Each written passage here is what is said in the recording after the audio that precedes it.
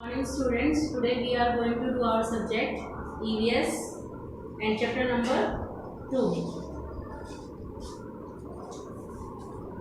Chapter number 2 is caring for the physically challenged and elderly.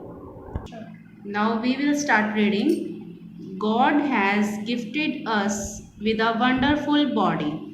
Each part of our body performs a specific function. Life can be very difficult if any part of the body does not function properly. Physically challenged people. People who are unable to use a particular part of their body are called physically challenged or differently abled people. For example, our eyes help us see things around us, but some people cannot see. They are called the blind. People who cannot see properly wear spectacles that are made by opticians. Blind people use a special system to read and write. It is called Braille. It is a form of script with raised dots. People who cannot see can feel the raised letters on the paper with their fingers. Our ears help us hear different types of sounds. Some people cannot hear at all. They are called deaf.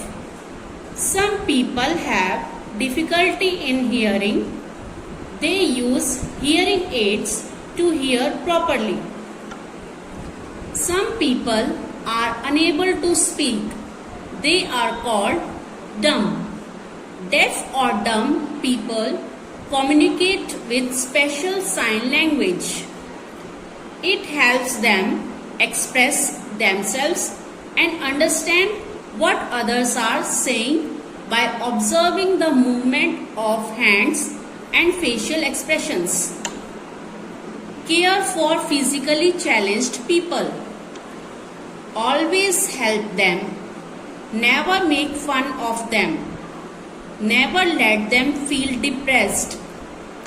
Treat them equal to other people and let them live with dignity. Take out some time for them. For example, you can read books and magazines to a blind person. Be friendly to them. There are many organizations that help physically challenged people. Try to be a part of these organizations. Looking after elderly people. Our elders become slow and physically weak with age. Elderly people have poor vision and are not able to hear properly. They need our love, support, care and affection.